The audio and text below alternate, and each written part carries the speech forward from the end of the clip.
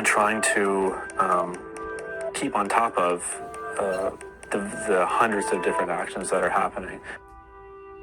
And a lot of them are benign. There are these teach-ins, or there'll be, a symbolic protest somewhere, and you'll just have these, policing notes. So the police are there, they're writing notes, they're taking names, they're saying this many Indigenous people, this many non-Indigenous people.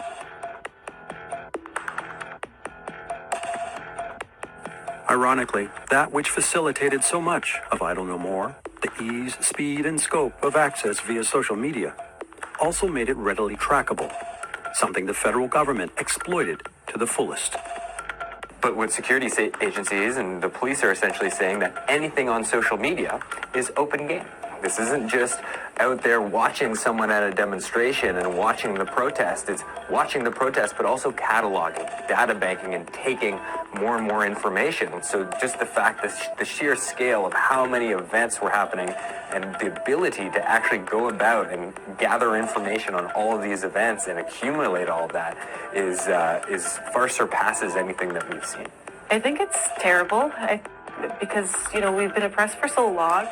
We start organizing and there's movement being made, and it's more oppressive action, and it's a terrible thing to put on people, especially when we've been held down for so long. Yeah, it was despicable for them to do something like that.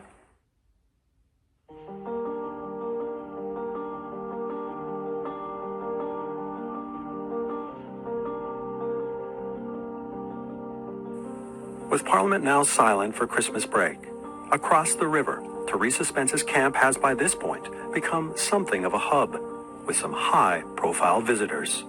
I visited her at Christmas to kind of bring that Christmas cheer. We sang Christmas carols, and I just want to let her know I got her back. There was a lot of people. It was always busy.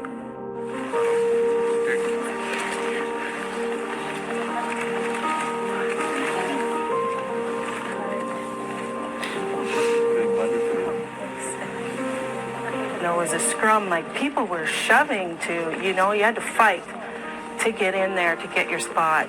It was a circus.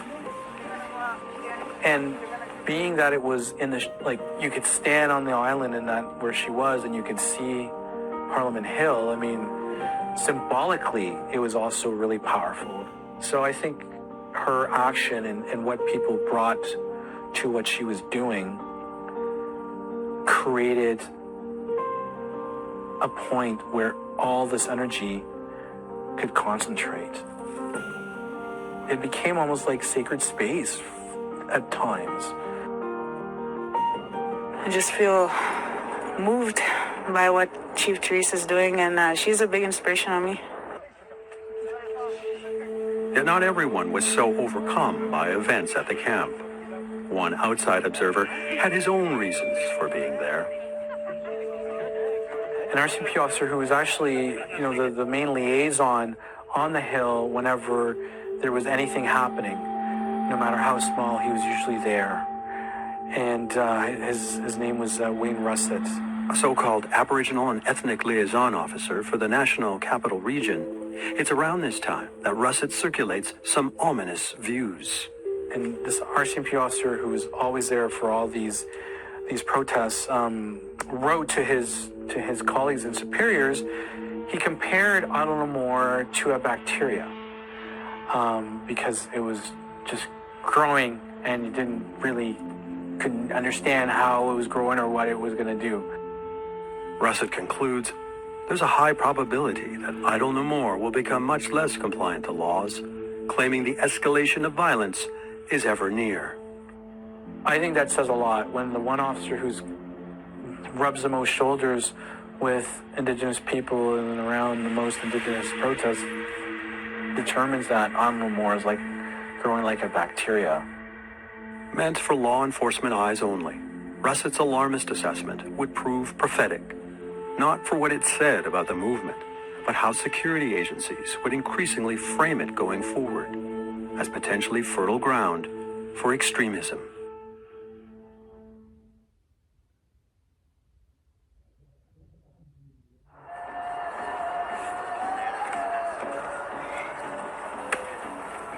It's nearly a week after the injunction against the Aamjiwnaang blockade. Hours away in Toronto, CN Rail is back before a judge. It wants to know why local police have yet to enforce the order. But it's their call to make, and Sarnia police still see no reason to move in. We're ready, man. When they get here, we got weapons. And packs of wallop, eh?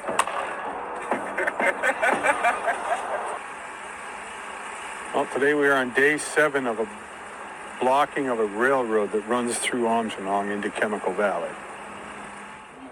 And the youth kept it going. It's been going now for 7 days. It's not bigger than what Chief Spence is doing, but compounding on top of. I'm angry like my Angry Birds. Yeah. This is how angry I am. The court decision comes in at 4 o'clock. 4 o'clock we get the court decision. Aamjiwnaang didn't have anybody there. They're going to issue an order regardless.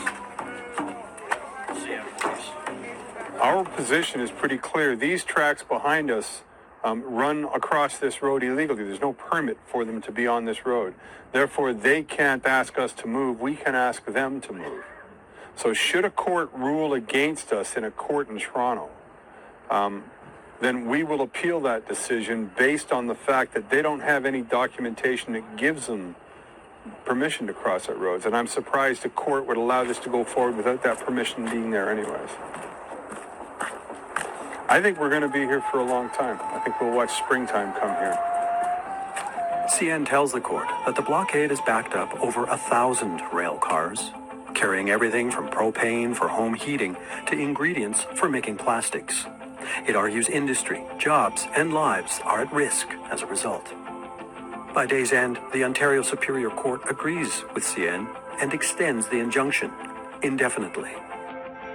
As 2012 draws to a close, the typically quiet holiday season proves anything but.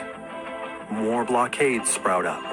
In Seton Lake, BC, freight stays put between North Vancouver and Prince George for 3 days.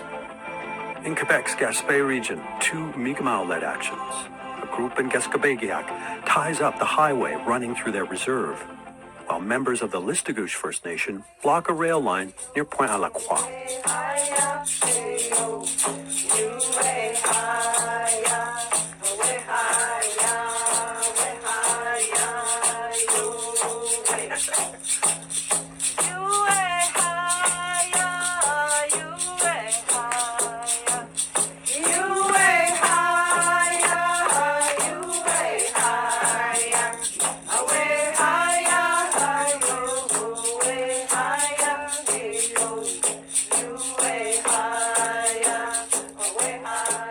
Decided instead of going to block the bridge or the highway, we said what we're going to do is going to go to the train tracks and stop the freight trains. You know, these freight trains they carry our the resources that were exploited. You know, just here in our backyard. You know, seems like the only thing the government understands is when money is affected.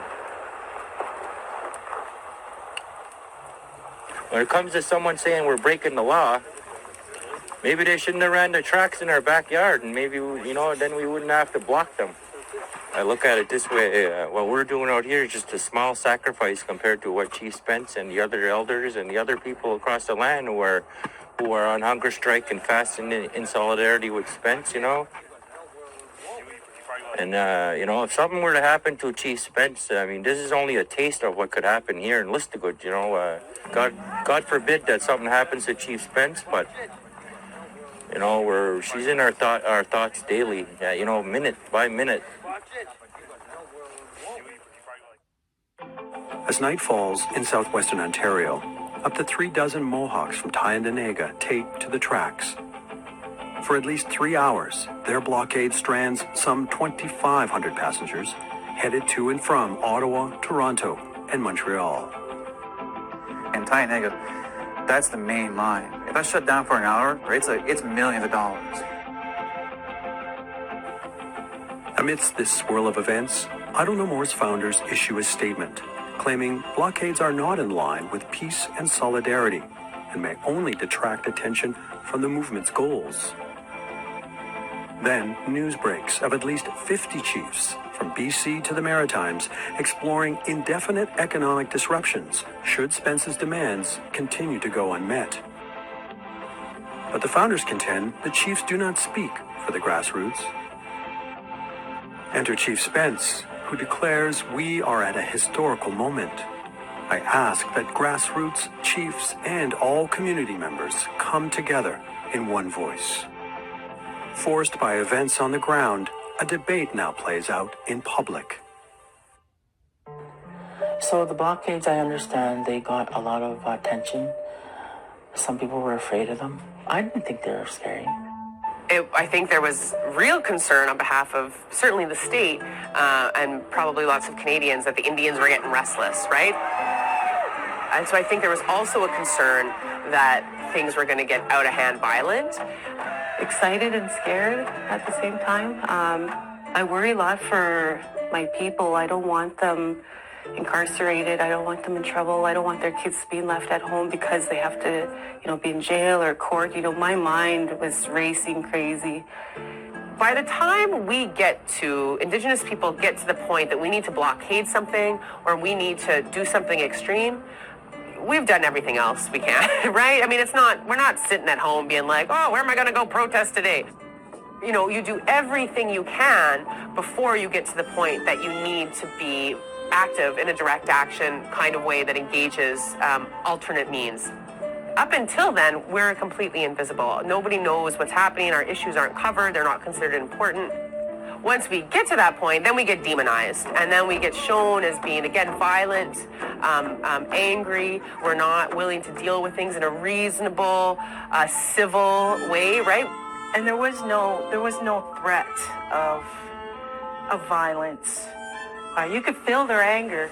There's things we have to do. If they don't listen to what's going on, we have to step up what's going on. But that's what was happening, is they were having their voice, making sure their voices were heard. They had conversations with people, and that's what it was about, was opening those dialogues. Yes, I can understand a little bit. I mean, the government is selling off Canada, and I'm sure they want a partial say in that, so, yeah. I thought, and I still think that they're important. I can't tell any community what to do. If that's what they need to do, then they need to do that. To many Indigenous participants, such open debate was both normal and natural. Yet its shades of gray seemed lost on a largely black and white media. They tried to perpetrate the narrative that Idle No More was a group of disorganized, fractured, disparate entities that couldn't get along. That nobody knew what they were doing, that people were crazy, that it's so disorganized. The division between chiefs and the communities and the grassroots. And some of that was true, but I think that the media did not provide the nuance. They didn't understand the nuances in those relationships.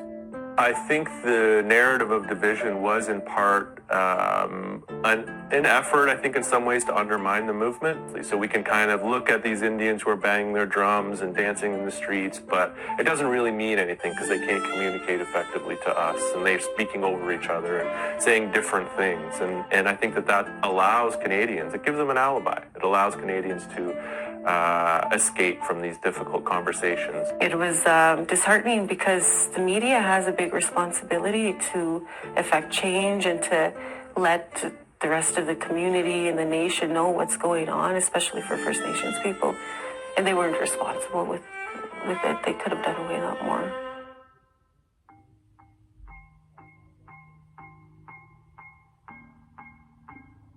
But even as media minimized the movement, the government's response told a much different story. Viewing blockades as a growing concern and, for some, a growing cost, authorities determined they need to step things up even more. The rationale? The protection of what they call critical infrastructure.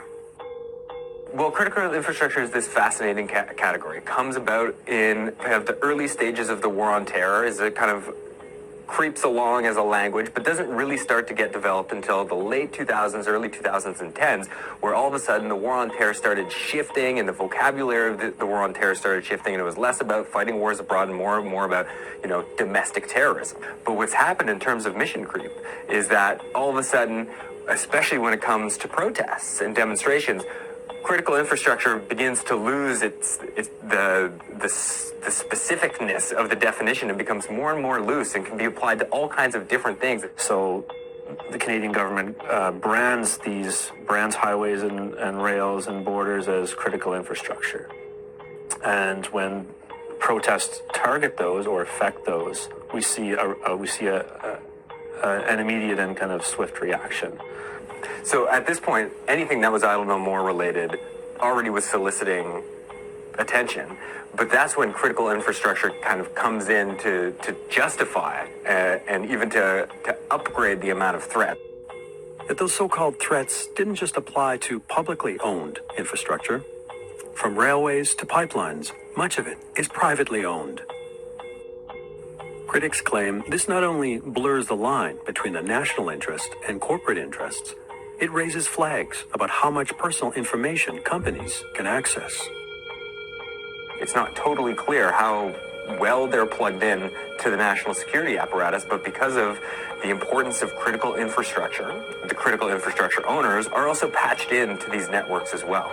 And the companies were more and more at the table in terms of planning and having a conversation about blockades or disruptions and making sure that those things don't happen. But the disruptions kept coming.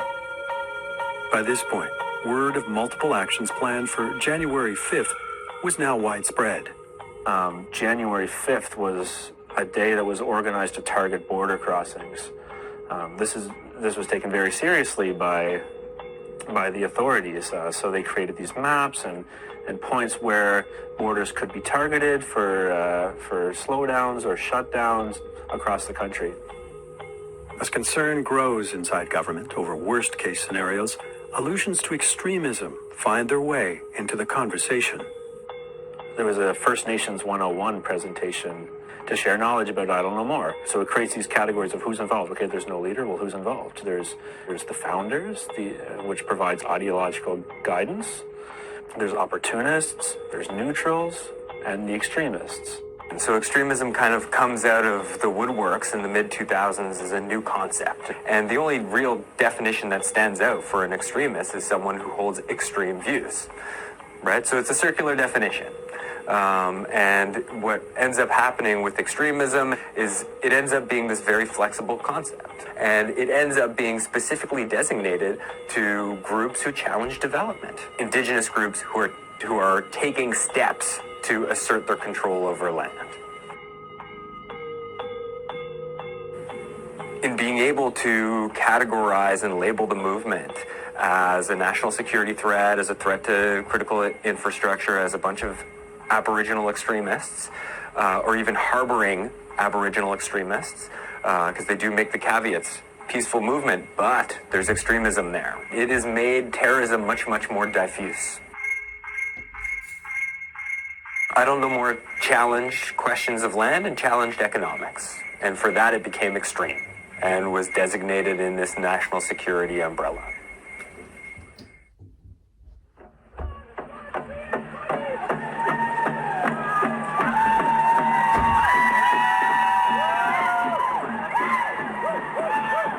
Meanwhile, at Winnipeg's busiest intersection, on a New Year's Eve set to plunge to minus 28.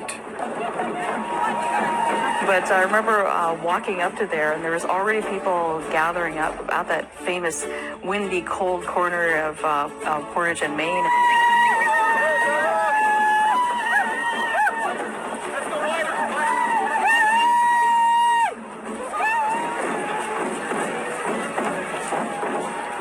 The amount of people who were there, who showed up and just stormed the intersection, I was really surprised by that there were so many people willing to do that.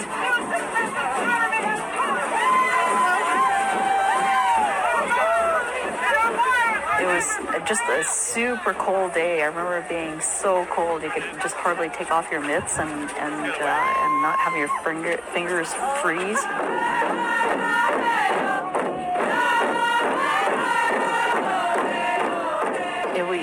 It was really, really cold winter that winter, especially in Winnipeg and in all parts of the country.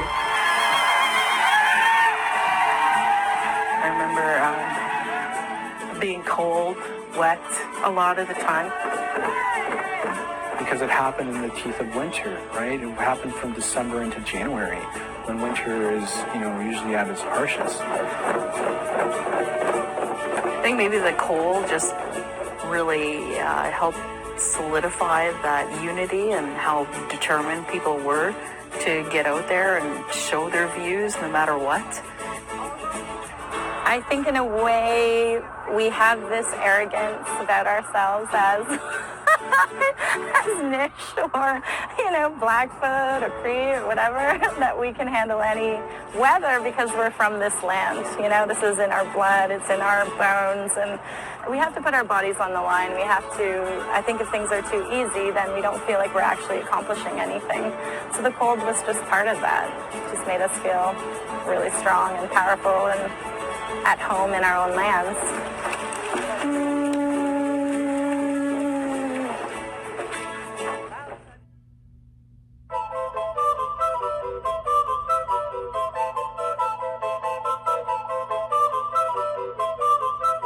January 3rd, 2013. Hours after CN takes one of the Aamjiwnaang protesters to court, their blockade comes down, some 2 weeks after it went up. The next day, a rally's held outside a Ford motor plant in Oakville, Ontario.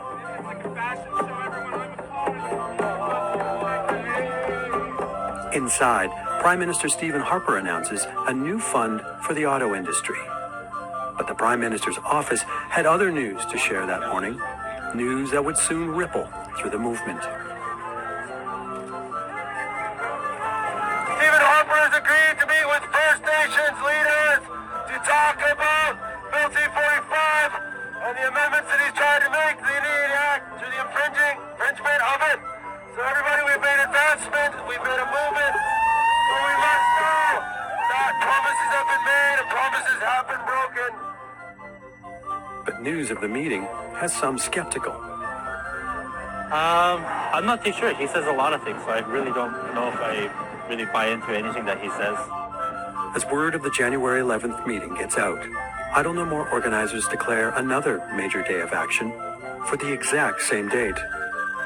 People have the right in our country to demonstrate and express their points of view peacefully as long as they obey the law.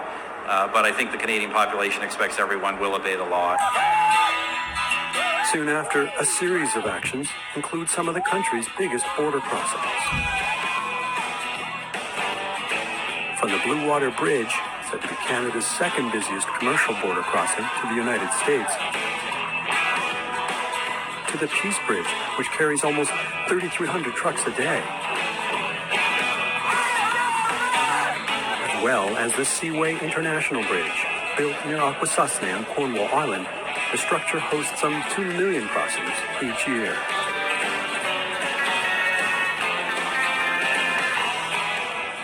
Seemingly ever expanding, the movement's actions can now be felt by a growing number of Canadians. Perhaps not surprisingly, some were less than receptive.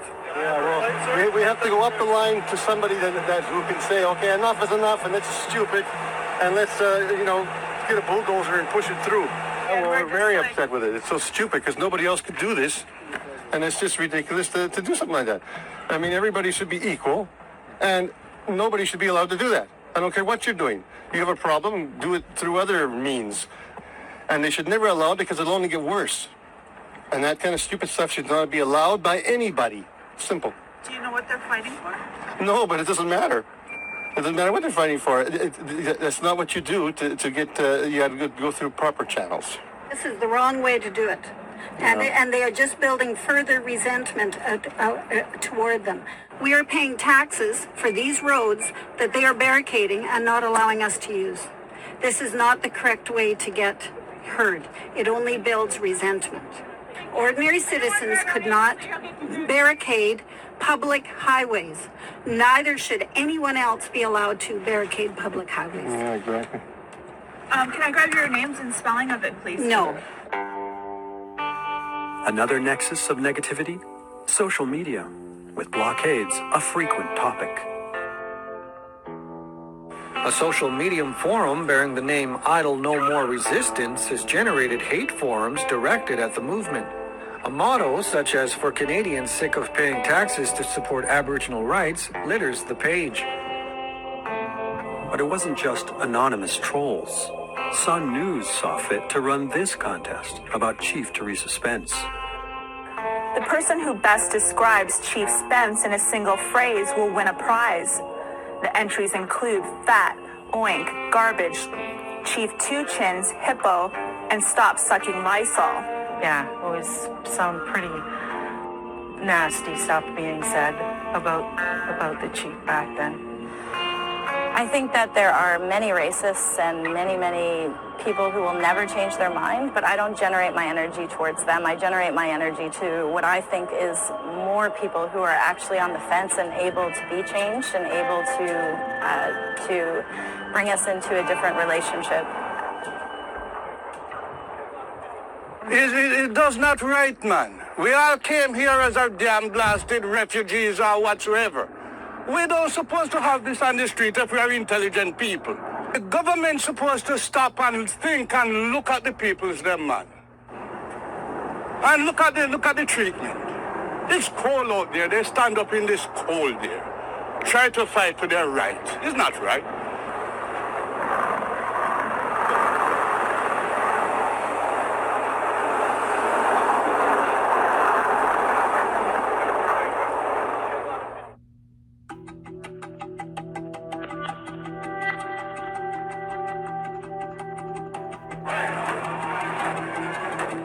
January 8th, 2013.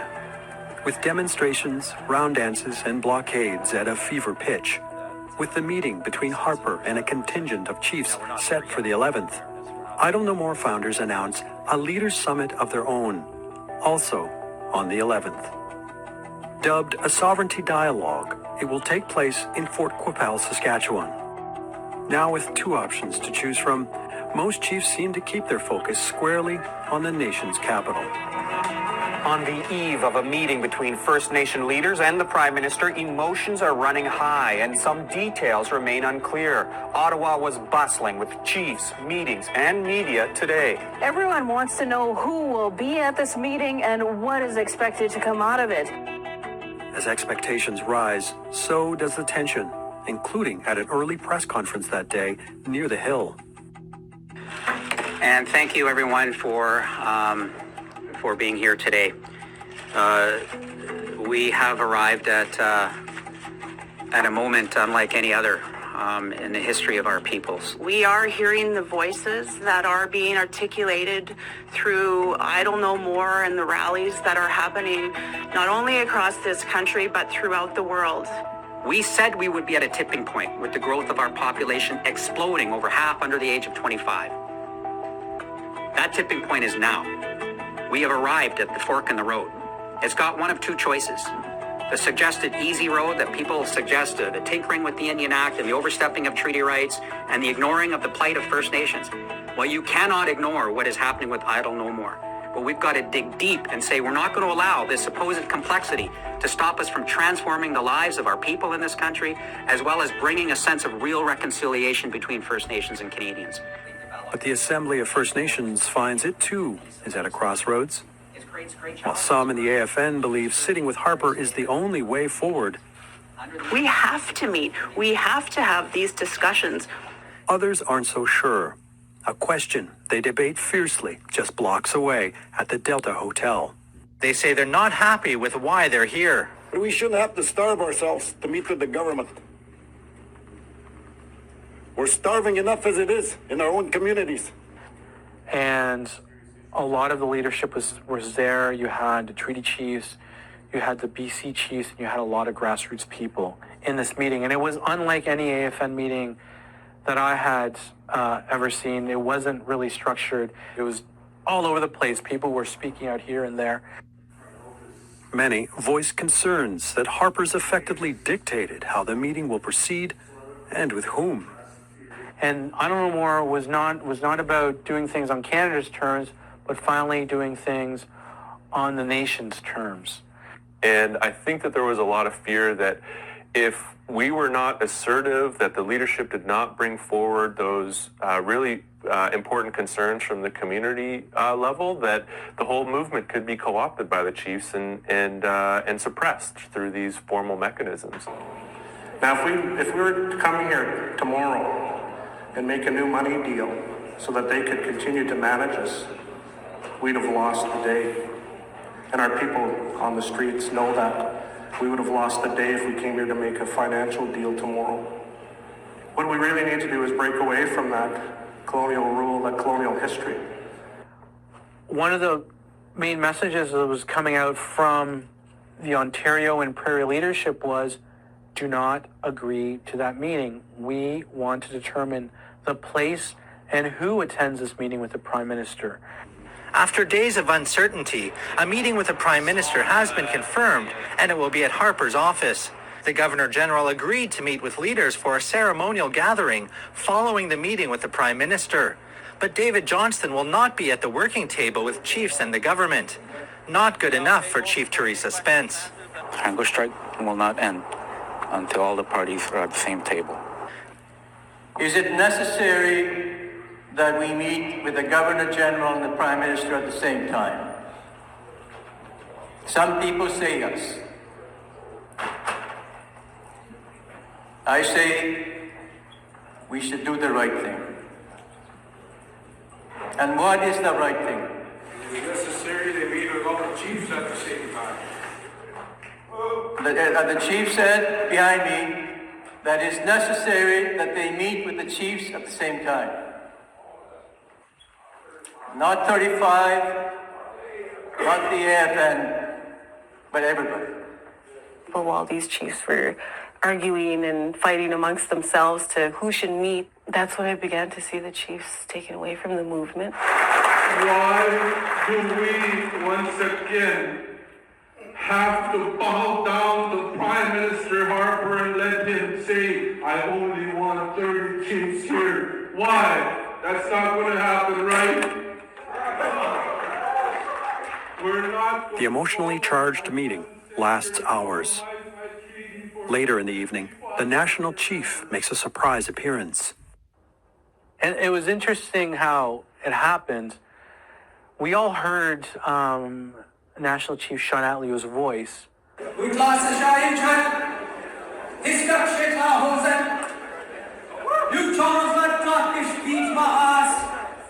But we didn't know where it was coming from. It was a little bit like Wizard of Oz-ish. Like it was like there was this voice coming from behind a curtain. What's up? I Don't Know More. And he gave this very passionate speech. And he started speaking in his own language, and then he moved into English. And if the government doesn't respond, we will act on our right to free, prior, and informed consent. If Canada won't stand up for the waters, for the medicines, for the animals, for the air, for the land, who's going to stand up?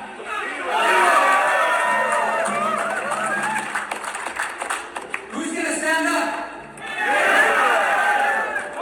We will all stand up. We will stand up every single day. And then he finished and he disappeared, but nobody really knew what he had said. They're like, well, did he agree to the meeting? Did he not agree to the meeting? So it was sort of left hanging. You could feel it shift. If they said no to the meeting with Harper, who knows where this would go? But that was the type of intensity, and I think that was what it was at stake that night. It really felt like Canada was going to enter into a whole nother situation, a whole nother level. It was a tipping point for the movement because it sapped a lot of its momentum. You had division within the leadership. It created confusion. It created friction between the regions because there was a regional divide over it. And I think when that starts to happen, then the thing that made Idle No More so powerful started to dissipate, which was this incredible unity that wasn't based on some sort of rational, decision, but was purely emotional.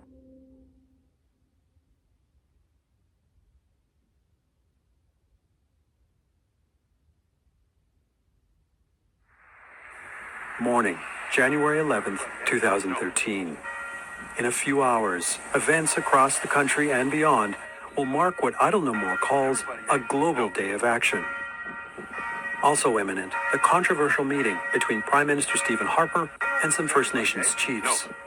A meeting still hotly contested by those gathered at the Delta Hotel. We are prepared to go to a meeting and put our demands on the table. We're standing united. We're not going to attend the meeting. Instead, we've invited, as you heard already, the Prime Minister and the Governor General to our meeting, and that's our position. Frustrated their invitation has gone unanswered, a number of chiefs take to the streets. There hasn't been any Prime Minister that showed up and the doors were open, so we're marching there to protest. One of many protests, in fact, including Halifax, Montreal, Toronto, Winnipeg, Fort Capel,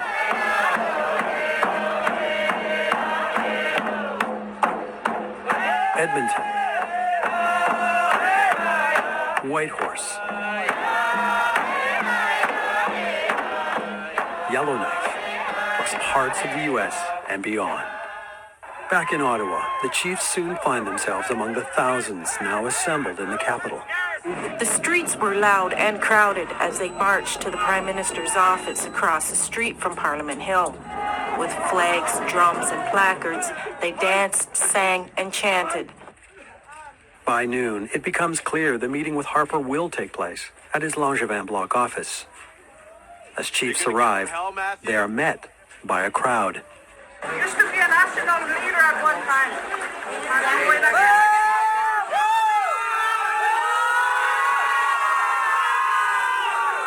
And I think that was the rationale going into the meeting. Why would we turn away a meeting with the Prime Minister when we actually have leverage? When you have all these people rising up, why not meet now? Why turn it down? Matthew could come right in. He should have never did that. He was at my house, that guy. Matthew and his flunkies. He said 13,000 Cree want him to go in. Tell it. Did 13,000 Cree not stand with us? Ask them. Tweet out. Tweet out. Tweet out. It's not true. I don't believe that 13,000 Cree would want Matthew Coon come to break the unity. Bad. Very bad. Bad. I'm going to talk to his mom. In the end, just 17 chiefs go into the meeting, including Atleo. And according to, information that came out after the meeting, they could actually hear Idle No More inside the meeting room. They could hear the people rallying outside. It was so loud. With rallies wrapping up in Ottawa, some chiefs spend the evening at a separate, essentially ceremonial meeting with the Governor General. The day's discussions over, opinions vary as to what either accomplished. But they basically agreed to more meetings after that. And because there was such a deep split with the leadership, I think it created a bit of confusion within the Idle No More movement. It sort of left things a little bit muddled. Well, did Idle No More get what it was pushing for? Is this what we wanted? Because chiefs are seen as representatives of First Nations people, it looked like there was some concessions being made by simply attending the meeting. Whether or not that was the intention didn't matter. It was all about the optics. In the minds of a lot of Canadians, it was sort of like, okay, it's taken care of now. The Prime Minister has sat down with these chiefs. They've had a meeting. It seemed like it was productive. There are photo ops. Now we can move on, okay? So you actually had all the political machinery in the country doing what it can to de-escalate the situation, because I think everybody realized on that side that they had to de-escalate it. I do think it sort of provided a release valve. I think it provided a release valve to reduce some of the pressure that Canadians and the government was facing at the time.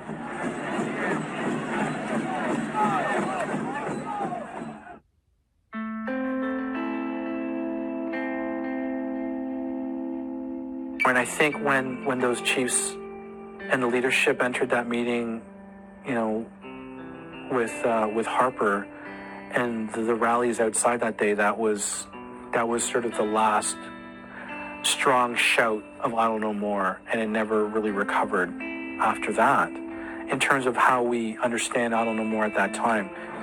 I think the Chiefs should have taken a backseat to their community. Because I believe that a lot of the downfall came to the Chiefs because they basically took it over. They basically say, we'll take care of this. A lot of people are used to that and they say, okay, let the Chiefs take care of it. But they didn't. Like in terms of how we saw the AFN, what their role is, that became a question at that point because the community was like, you're not representing us. You don't even know what we're asking. How can you do this, without, consulting us and what's going on? For a lot of people, I think it led to more skepticism of the official First Nation leadership and a sort of detachment from it. So I actually feel like it didn't harm I Don't Know More. It harmed the AFN. And it harmed the government, too, because people knew very clearly that it was useless to turn to them for any kind of change. We had to do it ourselves. Yeah, I blame the Chiefs a lot for, the movement for not continuing as strong as it was in the early days. So I think holding them accountable for their role as leaders is important, but we also have to understand that they're inside of a system that is built for our failure. For all the criticism they face and all the faults that are often, pinned on them, they are still leaders, and they do represent communities. And there are a number of chiefs that have been very active and very outspoken that we turn to for advice and leadership. The chiefs know the colonial system like nobody else does. And they did play a role in I Don't Know More. They did help with some funding. They helped with buses. They helped with organizing. They helped with support. They did support the rallies, and they did support through the rhetoric. So I just think we can't talk in blanket terms about chiefs, but as far as the system of Government Act chiefs goes, I hope it disappears.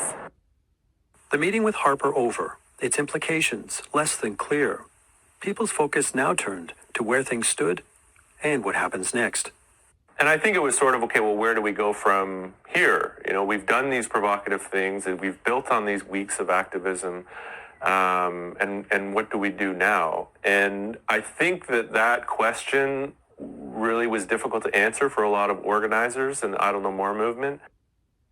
Where does I Don't Know More go from here? We'll continue to do what we're doing until those bills are removed from Parliament and Canada acts honorably and nation to nation and works towards Indigenous sovereignty. There's a lot of things that we could have done differently, so then the momentum could have kept moving. Although those were also learning experiences to respect the diversity of tactics as well as how people organize. So some people were taking the position, and again, this was largely academics, were taking the position that we needed these national movements to pursue Indigenous sovereignty and resist the settler state at all costs without engaging in it. And then you had others who I think were less academic, maybe more community-based, that were saying we need to use all tools possible to make these changes. And again, that sort of led to a sort of mass demoralization because we did start to attack each other.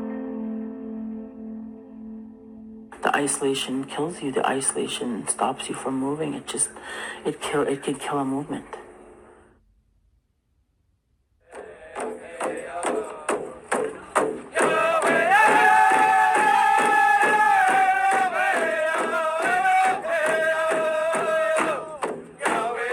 I think that Idle No More was, to a pretty great extent, an urban movement. It was really the first pan-Indigenous movement, I think, that took the urban presence of Indigenous peoples as a really key resource. And, you know, it wasn't that long ago that Native people were legally allowed to be in cities, right? It was illegal for Indigenous people, by and large, to leave the reserve until 1951. And that trend didn't really increase until the 60s, 70s, and really even to the 80s. When you actually had this connection between an urban movement and the communities, where so often sometimes they're not necessarily in sync. I don't think of these spaces as separate because we're joined by family networks. But some of the questions are different. So a lot of the head offices and a lot of the government seats and all those kinds of things are in cities. All the legislation is happening in those places. It's not happening back home in our community. So we're, in a sense, the urban population joining the movement allowed for some major kind of push against these specific places and people. And also it accesses, I think, a Canadian population that normally would never even kind of engage in a movement like this or even come across some of the ideas. So absolutely, it being a very urban movement was important to the actual visibility, to engagement, right? Well, the visibility piece, I think, is an important one, but my perspective of that is that we became visible to ourselves. And because of that, they had no choice to see us. It wasn't because they're nice and benevolent and want to give us space. It's because we gave them no choice, because we finally seen ourselves, that they had to see us. Also, I think it's easy for non-Indigenous Canadians it's easy for them to forget that a city is land and it's our land. And so let's just remind you. I think for a lot of Canadians, it forced them to maybe educate themselves on what some of the issues were that they'd never have gotten anywhere else, because Indigenous people pushed it into the spotlight. I think its awareness was our biggest success. You know, I think that fundamentally everybody was just trying to have a better relationship with Canadians. And that was the overarching goal. Again, because I think that inclusion of non-Indigenous Canadians in Idle No More, including people, inviting people to dance, like there's just really not a better metaphor for reconciliation, right? Like some of the fear has been shaken off about Indigenous people by Canadians. I think that set the tone. But when it came down to some real accomplished stuff, they just backed away. They had too much to lose. It was like, okay, that was fun. I got to get back to my job now. Righting the wrongs, which is what reconciliation needs to do, of the last 500 years, has to be a lot more than dancing, right? So I feel like they were becoming more aware of the different history that does exist here and more open to hearing about it. But whether or not that transpires into doing anything different about it, more open to hearing about it. But whether or not that transpires into doing anything different about it, the jury's still out on that one. The structural conditions still exist. We're still dealing with all the same issues that we were dealing with then, but we have a lot more power now, a lot more strength now. And I think we've educated a lot of Indigenous people and Canadians, and we're in a different place that we were we're in a different place now than we were then. We are a small population in a sense. We will always need allies. They need to be taught how to be good allies, but you know, there are people willing to do that and have that energy, thankfully. And some people are taking responsibility for their own education and figuring that out.